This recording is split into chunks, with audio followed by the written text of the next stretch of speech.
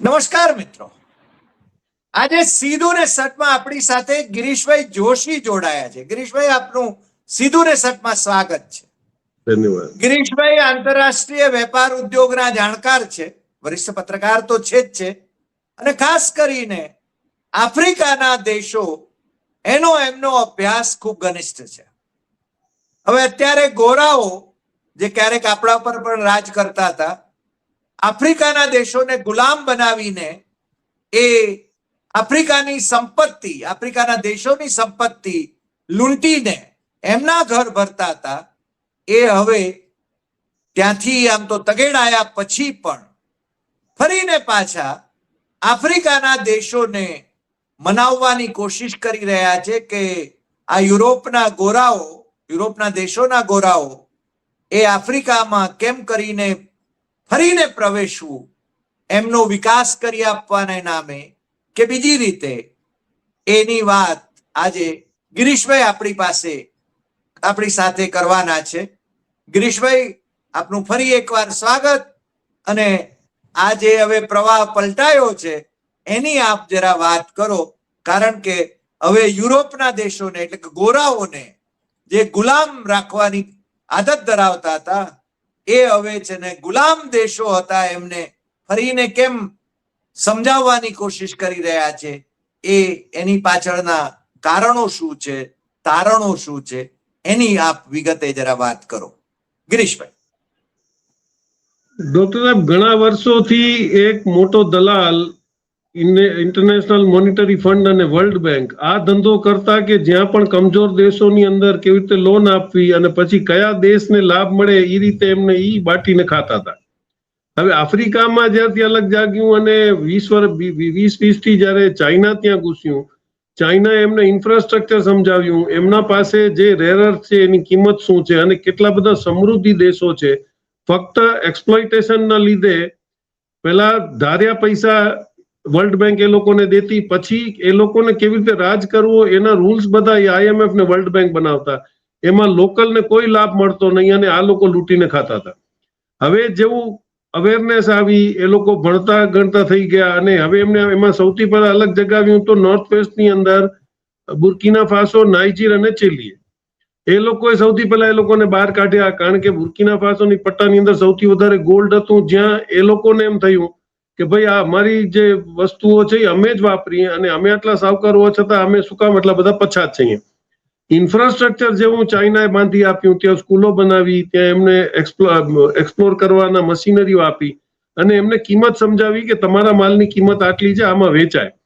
એટલે સૌથી પહેલો બહાર કાઢવાનો જે નોર્થ વેસ્ટથી ચીલો ચાલુ થયો, એમાં હવે એને ખબર પડી કે કદાચ ઓઇલ ઉપર બી કંટ્રોલ અમેરિકા જે લઈને વિચાર કરતું હતું કે પછી હવે આપણે ઓઇલમાં બાટીને ખાશું. રેર અર્થની મોનોપોલી ચાઇનાની તૂટી શકે એમ નથી, તો રેર અર્થ ઉપર ગમે એમ કરીને કબજો ઓઇલની જેમ લેવો અને ચાઇનાને માલ આપવા સાથે રોકવો, આ બધી એક ગંદી રીતિ એ લોકોની ચાલુ જ હતી. હવે કુદરતી આ લોકોએ નવું we are not the donors, we are now investors એવા ટાઇટલ નીચે આ લોકોએ પોતપોતાના દેશો બાટી અને નીકળી પડ્યા છે. હવે એને સૌથી પહેલો જુઓ તો USA એક નવો જ લેબિટો કોરિડોર બનાવવાની વાત કરી કે હું તમને કોંગોમાં સૌથી વધારે કોબાલ્ટ અને કોપર છે, એ રેર અર્થ માટે તમારી EV બેટરીઝ માટે સૌથી એસેન્શિયલ રો મટીરિયલ છે. એટલે ઝામ્બિયા અને અંગોલા થી કોંગો સુધીની રેલવે લાઈન નાખી આપવી અને એના કારણે પોર્ટ મળે તો એમના પાછો જે એક્સપેરિયન્સ ચાલુ થાય. એટલે અમેરિકા ત્યાં ઘૂસ્યું છે. પછી તમે જુઓ તો એની પાછળ UK એને એક નવો પ્રોગ્રામ ચાલુ કર્યો, એપ્રોચ ટુ આફ્રિકા. એમાં એ અત્યારે બ્રિટિશ ઇન્ટરનેશનલ ઇન્વેસ્ટમેન્ટ નામનો ફોરમ ઊભું કરીને ત્યાં પહોંચ્યા છે. એટલે હવે આ લોકોએ પોતાનો રૂપ બદલીને ત્યાં ઘૂસ્યા છે કે અમે નથી આવતા. અને આ ફેરે નવી ગેમ શું થઈ છે કે ગવર્મેન્ટ ડાયરેક્ટ ઇન્વેસ્ટમેન્ટ નથી કરતી. આ લોકોએ USA, UK, France, Italy, Germany અને નીધરલેન્ડ આ લોકોએ પ્રાઇવેટ કંપનીઓને ત્યાં મોકલ્યા છે કે આ પ્રાઇવેટ કંપનીઓ જે છે આ લોકો પોતે ઇન્કમ કરશે અને તમારી સાથે પાર્ટનરશિપ કરશે, એવી કરીને આ લોકોએ હવે નવી એક ગેમ ચાલુ કરી. હવે જેવું નોર્થ વેસ્ટમાંથી તમને કાઢ્યા એટલે એના એડજોઇનિંગ તમે કન્ટ્રીઝ જુઓ ને એને પકડવાની આ લોકોએ કોશિશ કરી. કેમરૂન છે, સેન્ટ્રલ આફ્રિકન રિપબ્લિક છે, ચાડ છે, ઇક્વેટોરિયલ ગિની છે, ગેબોન છે અને રિપબ્લિક ઓફ કોંગો છે. હવે ઈ પટ્ટો પકડ્યો કે ઉપરનો કદાચ ભાગ આપણને સાથ ન દે તો વચલા પટ્ટામાં આપણે પડી રહીએ. એટલે ફ્રાન્સ અને ઇટાલી ઈ બાજુમાં ઘૂસી રહ્યા છે. કેન્યાની અંદર ઇટાલીએ 800 પોતાના, ફ્રાન્સે 800 પોતાના ટ્રુપ્સ મોકલીને કીધું કે અમે તમારી સિક્યોરિટી માટે આવ્યા છીએ. એટલે જૂની પદ્ધતિ હતી કે દુશ્મનોને બચાવવાના અને પછી સિક્યુરિટીના નામે પહોંચવું. ખતરો ક્યાં લાગ્યો કે ઈ ચાલ જે લોકો ગલ્ફમાં રમ્યા હતા કે સાઉદી અરેબિયા અને દુબઈને કોઈ દી યુએઈને ભેગું થવા દીધું નહીં, બે એકબીજાને દુશ્મન કર્યા. છેલ્લે પછી જે ટ્રમ્પ કાર્ડ રમ્યા કે એ લોકોએ એબ્રાહામ એકોર્ડ કરાવ્યો ઇઝરાયલ સાથે, અને જેવો ઇઝરાયલને યુએઈએ એન્ટ્રી આપી એટલે બીજા દેશો નારાજ થયા અને અહીંયાથી ઈરાન અને આ લોકોનો વિરોધ ચાલુ થયો. એટલે શારજા એનાથી નારાજ હતો કારણ કે શારજા કન્ઝર્વેટિવ છે. એટલે એ લોકોને એવી ખબર પડી કે ઓઇલ ઉપર પણ આપણો દબદબો, વેનેઝુએલામાં જે આપણે ગેમ કરી ગયા એ સાચું, પણ વેનેઝુએલાની અંદર બી ઓઇલ ઉપર અત્યારે કબજો લઈ શકે એવી ટેકનિકલ પરિસ્થિતિ અમેરિકાની નથી. એટલે ઓઇલનો ગેમ પૂરો થયો. સોરી. પછી ઈરાન ઉપર એમ હતું કે 24 કલાકની અંદર અલી ખમેનીને મારી નાખવાથી એ લોકો ઘૂંટણે આવી જશે અને આપણે ઈરાનના ઓઇલ ઉપર કબજો લઈ લેશું. એ ગેમ એમની ફેલ થઈ ગઈ.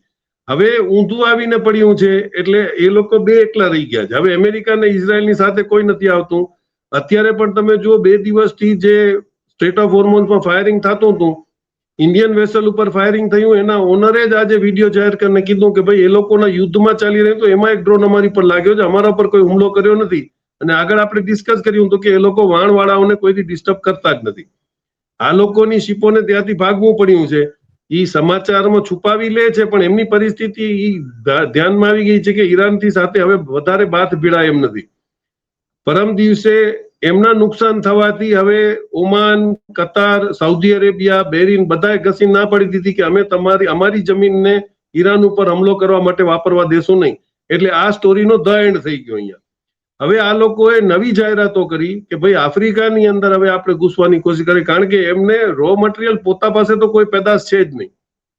અમેરિકા પોતાને અત્યાર સુધી એમ કહેતું રહ્યું કે સૌથી વધારે દુનિયાનું ગેસ અને ઓઇલ મારી પાસે છે, તો પછી લાચારી કેમ છે એ જાહેર નથી કરતો. તો તારે ક્યાં જરૂર છે, તું કાઢ અને વેચ. એટલે ખોટા પ્રોપોગંડાની અંદર જેમ ઇઝરાયલ ખુલ્લું પડી ગયું કે એની પાસે વર્લ્ડના સારામાં સારા એન્ટી બેલિસ્ટિક મિસાઇલો છે, એના ઉપર કોઈ હુમલો ન કરી શકે, એ બધું પાદરું થઈ ગયું હવે. એટલે સાઉદી અરેબિયાનો પણ સિક્યુરિટી રિંગ તૂટવા માંડી કે એના કરતા તો ચાઇનાના હથિયાર સારા છે. અત્યારે તમે જુઓ તો રશિયા અને ચાઇનાનો ટુરિંગ ગલ્ફનું વધી ગયું છે. હવે પરિસ્થિતિ આવી ઉભી રહી કે ભાઈ આની અંદર આપદામાં આવશે. રશિયા અને ચાઇનાએ પોતાની ઇકોનોમી ભયંકર સ્ટેબલ કરી લીધી અને ધીરેક રહીને 20 વર્ષથી જે ચાઇના કબજે કરતું હતું એને અત્યારે અમેરિકા કે યુરોપિયન ગોરાઓ ડિસ્ટર્બ કરી શકે પરિસ્થિતિમાં નથી, પણ ચોલો બદલાવી અને હવે અમે તમારી સેવા કરવા આવી રહ્યા છીએ. હવે આની અંદર તમે જુઓ તો પાછા બહુ વ્યવસ્થિત રીતે અલગ અલગ ઘૂસ્યા છે. આણે કીધું છે અમેરિકાએ કે હું તમને ઇન્ફ્રાસ્ટ્રક્ચર બિલ્ડ કરી દઈશ અને એનર્જીમાં હું તમને સ્વાવલંબી બનાવીશ. યુરોપિયન યુનિયને એક ગ્લોબલ ગેટવે નામનો જે લોકોનો પહેલો પ્રોજેક્ટ હતો, એમાં એ લોકો ગ્રીન હાઇડ્રોજન, હેલ્થ અને એજ્યુકેશનની અંદર એ લોકોને મદદ કરશે. અત્યાર સુધીમાં એ લોકોએ કયો હેલ્થ અને એજ્યુકેશનની મદદ કરી? એમાં હવે એવું ખુલ્લું પડ્યું છે કે આફ્રિકાને આ લોકોએ પોતાની દરેક મેડિસિનનું એક્સપેરિમેન્ટલ ગ્રાઉન્ડ તરીકે વાપર્યો છે. એ ખુલ્લું પડી ગયું છે. ગિનીપિગ્સ તરીકે વાપર્યા. એટલે હવે ઈ ટાઇટલ બી એમનો ચાલશે નહીં. એટલે ગ્રીન હાઇડ્રોજન ભેગું એડ કર્યું છે કે તમારી સ્વાવલંબીમાં અમે તમને મદદ કરશું. પછી તમે જુઓ તો ફ્રાન્સ જે છે એ નાયરોબી અને કેનિયાની અંદર યુથ ઇન્ટરેક્શન વધારી અને પીપલ ટુ પીપલ કોન્ટેક્ટ જે ચાઇનાએ ઘણા વર્ષ પહેલા લાગુ કરી દીધું. હવે તમારો ભરોસો આફ્રિકન યુથ કેટલું કરશે, કારણ કે હવે એજ્યુકેટેડ થઈ ગયા છે. એટલે ઈ લોકો ફ્રાન્સમાં અત્યારે કોન્સન્ટ્રેટ કરે છે નાઇજીરિયા, સાઉથ આફ્રિકા, ઇથોપિયા ઉપર, કારણ કે સાહિલ દેશોએ તો એ લોકોને કાઢી મૂક્યા છે. હવે એમાં નવું ડેવલપમેન્ટ શું થયું કે ગયા વર્ષે યુનાઇટેડ સ્ટેટ્સ ઓફ આફ્રિકા નામનું એક ટીવી ચેનલ ચાલુ થયું, યુટ્યુબમાં આપ જોઈ શકો છો. એમાં એ લોકો આપણે બધા ભેગા થઈએ, આપણું ક્યાં ઉધાર થઈ શકે એમ છે, આપણે કોઈ એક્સપ્લોઇટ ન કરી. એટલે આ એક ભયંકર મેસેજ જેમ કતરે અલ જઝીરા ચાલુ કરી અને CNN અને BBC ઉપર જેમ કાઉન્ટર કરી નાખ્યું હતું, એ જ પદ્ધતિ ઉપર અત્યારે આ યુનાઇટેડ સ્ટેટ્સ ઓફ આફ્રિકાનું ટીવી આવી રહ્યું. એટલે હવે યુદ્ધ એટલું નથી રહ્યું જે એ લોકો માનતા હતા, પણ મરણીયો પ્રયાસ જરૂર કરશે. કારણ કે જો રેર અર્થ આફ્રિકાનું બંધ થઈ ગયું, ઓઇલનો કબજો ઈરાન સાથે જો એક બાજુ ચાલ્યું જાય છે, તો આ લોકોની પરિસ્થિતિ શું થશે એ સમજી તો ગયા છે, પણ હવે મરણીયા પ્રયાસ જે કરી રહ્યા છે એમાં કેટલા ઈ સક્સેસફુલ થશે એ સમય બતાડશે. જી પણ આની અંદર એમનો સીધો ટકરાવ ચાઇના સાથે નહીં થાય? આ જે કંપનીઓ જે જવા માંગે છે આફ્રિકામાં, એ અને ચાઇના તો ત્યાં મને લાગે છે એને તો બહુ પોતાનું નેટવર્ક ખૂબ વધારી દીધું છે, એટલી હદ સુધી કે ભારતે એક્ઝિબિશન ધારો કે ગોઠવવા હોય તો ચાઇનાએ બાંધેલા એક્ઝિબિશન હોલમાં ગોઠવવા પડે છે. તો આવા સંજોગોમાં શું થાય? ચાઇનાએ એ લોકોને ધંધો કરતા શીખડાવી દીધો છે. એને પોતાનું ડાયરેક્ટ કોઈ પણ જાતનું પોલિટિકલ ઇન્ટરવેન્શન કે એમાં ઈ ક્યાંય કોઈ દેશમાં નથી ઘૂસતું. એને બીઆરઆઈ આખું ઊભું કર્યું તમારું મલેશિયાથી લઈ અને યુરોપના બોર્ડર સુધી. એમાં બી ઈ દેશોને એમ કે છે કે જ્યાંથી તમારો માલ નીકળશે ત્યાં તમને આવક થશે, તમારી જમીનના તમને પૈસા મળશે. એટલે બેના એપ્રોચમાં ફરક છે. અને અત્યારે જે વર્લ્ડ બેંકની લોનો છે એનું ડિસ્કશન નથી કરતા, એનો મતલબ એ છે કે આજે નહીં તો કાલે એ લોકો આપણી પોલિસી પર પ્રેશર કરવા દબાવશે. એટલે હવે વર્લ્ડ બેંકને આ પણ પૈસા ઉપર જાજો એનું છે નહીં. પછી ન્યૂ ડેવલપમેન્ટ બેંક અત્યારે એટલા જ પૈસા રોકી રહી છે. ન્યૂ ડેવલપમેન્ટ બેંક જે ચાઇનાની છે કે બ્રિક્સની જે બેંક છે એની કોઈ પ્રી કન્ડિશન નથી હોતી કે ભાઈ તમે આટલું કરશો તો તમને પૈસા મળશે. એ લોકો પોતાની રીતે ડેવલપમેન્ટ માટે પૈસા આપે છે અને મદદ કરે છે. હવે એમાં તમે જો તો પાછા આ લોકોએ અઠવાડિયું પહેલા કમિટમેન્ટ પણ જાહેર કરી દીધા કે યુએસએ 7.8 બિલિયન એટલે લગભગ 80,000 કરોડ રૂપિયા અમેરિકા રોકવા તૈયાર થયું છે. 15 લાખ કરોડ યુરોપિયન યુનિયન ભેગું મળી અને રોકશે. ઇંગ્લેન્ડ 9 બિલિયન લગભગ 9,000 કરોડ રોકશે. અને ફ્રાન્સ ને એ બધા મળી અને લગભગ 1.5 ટ્રિલિયનની અમે તમારામાં રોકાણ કરશું, પણ અમે નહીં, અમારી પ્રાઇવેટ કંપનીઓ જે છે. તો તમારી હિન્દુસ્તાનમાં ઘૂસવા વાળી પણ ઈસ્ટ ઇન્ડિયા કંપની પ્રાઇવેટ જ હતી અને પછી તમે જેમ કબજો લીધો. એટલે હવે એ કંપનીના નામે ઘૂસી શકશે, પણ એમાં કેટલા સક્સેસફુલ થશે એ ભરોસો કરવા જેવું આફ્રિકા પાસે નથી. આફ્રિકા અલર્ટ થઈ ગયું છે. હવે આની અંદર આ લોકો હજી એક ગેમ કરી ગયા છે એના માટે કે ભાઈ પેમેન્ટનું શું થાય. જો કાલે આફ્રિકા ઈરાનના મોટે બધા એમ કે ભાઈ લોકલ કરન્સીમાં પેમેન્ટ કરો, તો એના માટે 31 મે 2026 બ્લેક રોક અને ટ્રમ્પ મળીને એક GDOR global digital oil reserve નો એક ક્રિપ્ટો કરન્સી લોન્ચ કરે છે. હવે આની અંદર તમે જુઓ તો એટલા માટે કે ઈ ઇન્ટરનેશનલ એક્સચેન્જમાં તમને રૂપિયાની ટેન્શન ન હોય તો તમે ઈ કરન્સી વાપરશો. એની રિલાયબિલિટી કેવી છે કોઈને ખબર નથી, કારણ કે એનો ફાઉન્ડર કોણ કે એનો ગેરંટર કોણ. પણ તમે જુઓ તો અત્યારે ધડાધડ આ લોકોએ પહેલી છે બિટકોઇન, સૌથી વધારે ચાલવા વાળી. પછી એક છે એથેરિયમ. પછી અમેરિકાની બે એ લોકો IMF ને વર્લ્ડ બેંક સપોર્ટેડ USDC અને USDT લોન્ચ કરી છે. હવે એની કિંમતો અત્યારે વધારે છે, પણ ગયા પછી એની અંદર શું ફચડા થશે. પછી એવી સાતેક એ લોકોએ બ્રિક્સની કરન્સીઓ લોન્ચ કરવાનું, જેને એ લોકો ટોકનાઇઝેશન ઓફ ધ ફંડ્સ એમ કહે છે.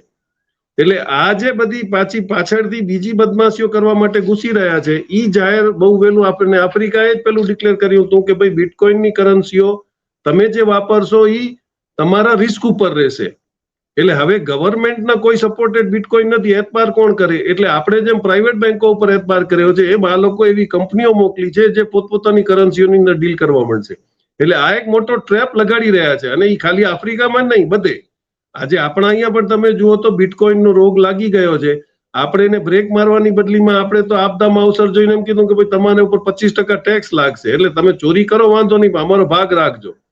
એટલે પણ આ અનસર્ટનિટી ઓફ ફાઇનાન્સ અને એની અંદર જો તમે એટલે અલ્ટિમેટલી મનમોહન સિંહનો આપેલો જ જાદુ કામ આવશે કે ભાઈ તમારે પૈસા લેવડ દેવડ જ નથી કરવા. જે લોકોની સાથે ડીલ છે તમે 50 કરન્સીમાં વોસ્ટ્રો એકાઉન્ટ ખોલી નાખો, જેના એકાઉન્ટ ટ્રાન્સફર કરવા હશે બેંકો પોતે કરશે અને તમે તમારી રીતે ખુલ્લી રીતે ધંધો કરો. એટલે હવે વોસ્ટ્રો એકાઉન્ટ વર્સિસ બિટકોઇન અને રમત પાછી, અને એમાં બ્લેક રોક જોડાણો છે. એટલે ઇમ્પ્રેશન એવી ક્રિએટ કરે છે કે ભાઈ આખા વર્લ્ડનું સૌથી મોટામાં મોટું, આજે ચાઇનાની ઇકોનોમી જો 11 ટ્રિલિયનની હોય તો બ્લેક રોકની એકલાની 13 ટ્રિલિયનની ઇકોનોમી છે.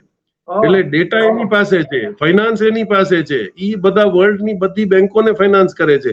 એટલે આવું એક ઇમ્પ્રેશન હવે ક્રિએટ કરવામાં આવે છે કે IMF ને વર્લ્ડ બેંક કરતા પણ મજબૂત બ્લેક રોક જે છે એ ધંધામાં આવી ગયો છે અને તમે બિંદાસ બિટકોઇનની કે કરન્સીની અંદર ધંધો કરો. એટલે ઘણા બધા ષડયંત્રો ચાલી રહ્યા છે, પણ ક્યાં સુધી અસર કરશે એ હવે ભવિષ્ય દેખાડશે. જી પણ આ તમે બ્લેક રોક ની વાત કરી તો એ તો ભારતમાં પણ એને એન્ટ્રી મળી જ ગઈ છે ને? હા, બ્લેક રોક તો ઘણું જૂનું. ઈ તો આજે જો આખી જે વોર થશે હવે ઈ ડેટા ઉપર થશે. જેની પાસે ડેટા હશે ઈ બડુકો હશે. એટલે ડેટા કોની પાસે હતું? હવે તમારે 140 કરોડની વસ્તીની અંદર ડેટા સૌથી વધારે આપણી પાસે હતું એટલે વેલો આવીને બ્લેકરોક આવ્યો. પણ પછી આપણા છોકરાઓએ કીધું હશે કે અમારે તો પછી ઘંટીનો આટો ચાટવો નથી, એટલે અમારું શું, એટલે જીઓ સાથે ટાઈપ કરાવડાવી દીધું.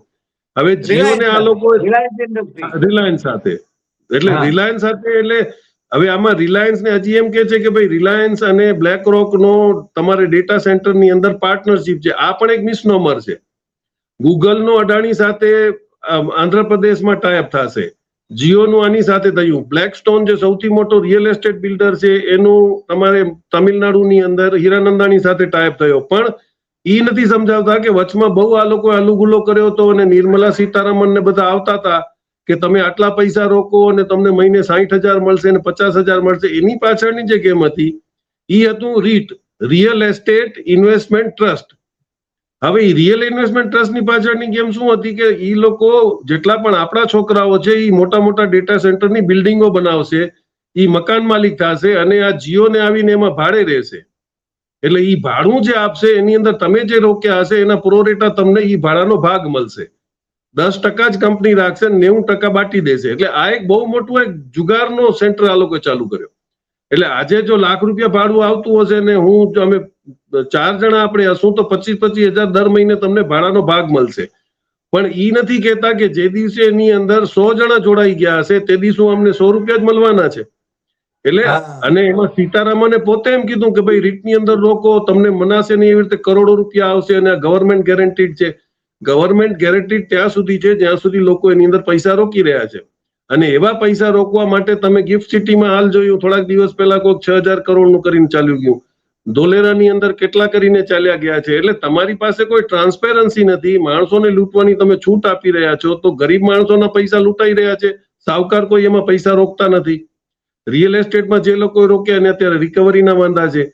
એટલે આજે બધું ફાઇનાન્શિયલ જે ગંટકોલ થઈ રહ્યું છે ને એની અંદર ગરીબ માણસો જ ફસાશે જો એ લોકો સ્ટડી કર્યા વગર અંદર પડવા માંડશે. જો રિઝર્વ બેંક અને સેબી એમ કહેતા હોય કે આજે ઇન્ડિયાની રિયલ શેર બજારની અંદર 75% તો ગેમ્બલર્સ આવી ગયા છે જે રોજના 500,000 કેમ કમાવા. એટલે રિયલ તમે જુઓ તો શેર બજારની અંદર રિયલ પ્લેયરો છે જ નહીં. જે કંપનીનું સ્ટડી કરે પોર્ટફોલિયો કે ભાઈ કંપની પાસે ઓર્ડર છે કે નહીં, આ છે તે છે, બધું ઈ કે પછી શેર લે એવું કઈ નથી. એટલે આખું ઇકોનોમિકલ માળખું જ વિખેરાઈ ગયેલું છે. પણ જેમાં જે લાભ લઈ શકતો હોય લે, ન લે ઈ અભાગ્યો. એટલે આ બધું જે હવે તમે જુઓ તો અમેરિકાનો એક બહુ મોટો ષડયંત્ર છે કે જયારે હું ખાઈશ નહીં અને ખાવા નહીં તો એવી પરિસ્થિતિમાં ટ્રમ્પ આવી ગયો છે. એને ટેરિફ લગાડી અને આખી દુનિયાની ઇકોનોમી ખતમ કરી.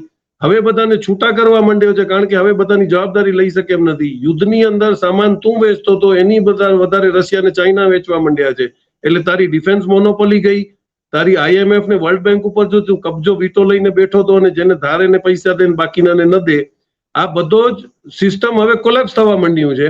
એટલે આ લોકો છેલ્લી એક્સપેરિમેન્ટ તરીકે આફ્રિકામાં ભાઈબંધીથી ઘૂસવા માંગે છે અને પૈસાની અંદર ક્રિપ્ટોકરન્સીને જોર આપી અને ડીડોલરાઇઝેશનની સામે એક નવો માળખો ઉભો કરે કે જેટલું બચે એટલું આપણું એમ. જી, એટલે અમેરિકાની આ ચાલમાં આફ્રિકાના દેશો કેટલા સડ્ડોવાશે અથવા તો એમાં, કારણ કે આફ્રિકાના જે રૂલર્સ છે એ લોકો તો ઘણા બધા રૂલર્સ તો કરપ્ટ ગણાય છે.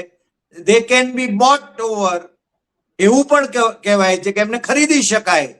તો એવા સંજોગોની અંદર એ ત્યાં ઘૂસી જશે અને આફ્રિકાના સંસાધનો એને છે ને એ પોતે કબજે કરે, એવું પણ બની શકે ને. આમાં તમે જુઓ તો બહુ હોશિયારીથી આફ્રિકાના જે સિસ્ટમ છે એને સ્ટેટ ઓફ હોર્મોન્સ થી પાર કરવા માટે સામે ચાઇનાએ પાકિસ્તાન સાથે ગ્વાદર પોર્ટની અંદર સેટલમેન્ટ કરી લીધું છે. એટલે 1.5 દિવસની અંદર આફ્રિકામાં તમારે સોમાલીલેન્ડ કે મસ્કત કે ઓમાનથી જો માલ નીકળે તો 1.5 દિવસે ગ્વાદર પહોંચી જાય અને ગ્વાદરથી તમારે આખા રેલથી સપ્લાય ચાલુ રહી શકે. એને પોતાનું આખું એક રેલવે લાઇનનો નેટવર્ક જ ઉભો કરી લીધો.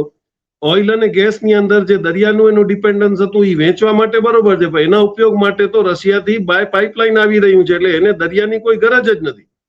કાલે જો તમારે કોઈનો પણ સપ્લાય ડિસ્ટર્બ કરવો હોય તો જેમ અમેરિકા કરી શકતું હતું, આજે એ પરિસ્થિતિની અંદર ચાઇના આવી ગયું છે.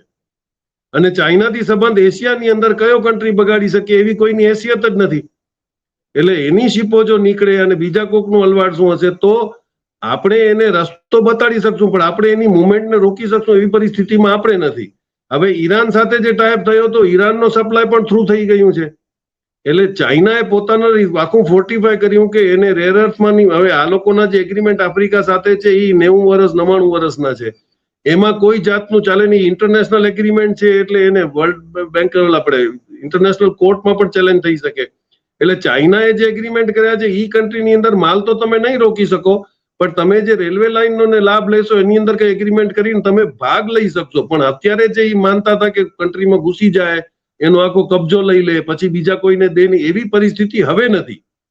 અને આફ્રિકા જે રીતે જાગૃત થઈ રહ્યું છે, એટલે મેં આપણે લાસ્ટ ટાઈમ વાત કરી કે એ લોકો ક્રિશ્ચિયન કન્ટ્રીઝ જે છે એને એમાં જઈ રહ્યા છે. મુસ્લિમ કન્ટ્રીઝ તો આફ્રિકાના ભરોસો જ કરતા નથી. અને જ્યાં જ્યાં પણ રાજાઓએ માલ વેચવાની કોશિશ કરી છે ત્યાં ભયંકર વિરોધ થઈ રહ્યો છે. એટલે હવે બહારની આર્મી આવીને રેજિમ ચેન્જ નહીં કરે, લોકલ પબ્લિક જ કરી નાખશે. કારણ કે અડોશ પડોશની અંદર સમૃદ્ધિ જોઈ રહ્યા છે. આજે બુર્કીના ફાસોમાં તમે જુઓ તો જે ભીખ મંગો દેશ મનાતો તો આજે ટ્રેક્ટરો એક્સપોર્ટ કરે છે, ટમાટાનો સોસ બનાવીને એક્સપોર્ટ કરે છે. જ્યાં જંગલમાં આ લોકો ઉગાવવા નતા દેતા, એ લોકો ટમેટાની ખેતીઓનો નાશ કરી નાખતા ફ્રાન્સ વાળા, કારણ કે જો એ ટમેટા ઉગાડીને વેચે તો સાવકાર થાય. એ બધું એ લોકોએ પોતાના હાથમાં લઈ લીધું. અત્યારે they are the real exporters. એટલે હવે એ લોકોને ઇકોનોમી સમજમાં આવી ગઈ છે. એટલે હું નથી માનતું કે આ લોકો અમેરિકા વાળા ત્યાં કે યુરોપિયન કન્ટ્રીઝ ત્યાં જઈ અને હવે ઈ દબદબાથી કામ કરી શકશે. પણ એ ષડયંત્ર જરૂર કરી રહ્યા છે કે હવે અમે ક્યાંય નથી, પણ અમારી કંપની આવે એના સાથે તમે સોદા કરો, તમે ધંધો કરો, અમને કોઈ વાંધો નથી. એટલે હવે ગોળ ખાઈને ત્યાં જઈ રહ્યા છે. પણ આફ્રિકા કેટલો અલર્ટ છે હજી બી આફ્રિકા જાહેર કરીને કઈ નથી કહેતું. પણ તમે જો યુનાઇટેડ સ્ટેટ ઓફ આફ્રિકાનો ટીવી જુઓ તો એની અંદર દરેક મુવમેન્ટનો અલર્ટ આ લોકો રોજ ને રોજ કરી રહ્યા છે કે આ કન્ટ્રી આવશે તો આ તમે જોજો. એટલે they have already fortified themself. એટલે હવે જો તમે જોશો તો બહુ આનંદિત થશે કે ગોરા કોશિશ કરી રહ્યા છે, પણ હવે સક્સેસફુલ થાય એવું લાગતું નથી. આપણે ત્યાં તો અમેરિકી કંપનીઓ ઘૂસી ગઈ છે, મોસાદ વાળાઓની કંપનીઓ ઘૂસી ગઈ છે. એટલે આપણે ચિંતા કરવાની જરૂર ખરી કે નહીં? આપણે ક્યાં શું કામ ચિંતા કરશું? જો અહીંયા કઈ બેસીને કરશે તો ચાઇના બેઠો છે ને એ પોતે મિસાઇલો મારશે. આપણને શું કરવું છે? આપણે તો મકાન માલિક છીએ. મકાન તૂટી ગયા તો ઇન્સ્યોરન્સ પૈસા આપશે, અને આમનો સામાન તૂટી ગયો તો ઈ વેલા મોટે લઈને પાછા આલ્યા જશે. આપણું કાંઈ નથી. આપણે તો નુકસાનના સોદા કરતા જ નથી. આ ડેટા જે એ લોકો લઈ જાય છે એ ડેટાનો ઉપયોગ કેવી રીતે કરશે, જો એ આપણને પેગાસીસની જેમ ફાયદો પહોંચાડતા હશે ત્યાં સુધી બેસ્ટ છે એવું લાગે છે. કારણ કે ડેટા તમારા હાથમાં આવ્યું એટલે લગભગ તમે જુઓ તો અત્યારે ગલ્ફ વોરમાં ઈરાને સૌથી પહેલા એટેક કર્યા હોય તો આ લોકોના એમેઝોન ને એ લોકોના ડેટા સેન્ટર તોડી નાખ્યા. અને આજે ઈરાને કીધું કે હવે તો હું જે સી બેડમાં કેબલ પડ્યા છે ઇન્ટરનેટના, જેમાં 95% ઇન્ટરનેટ આખા વર્લ્ડનું ચાલે છે, એ કે એના પર પણ હું મારો જ કબજો લઈશ. એટલે ભાડું પણ લેશે, અને હવે કેબલનું પણ ભાડું કાલે કદાચ ડિક્લેર કરે તો નવાઈ નહીં કહેવાય. એટલે એક બાજુ ઈરાન તો ગળું દબાવી જ રહ્યું છે આ લોકોનું.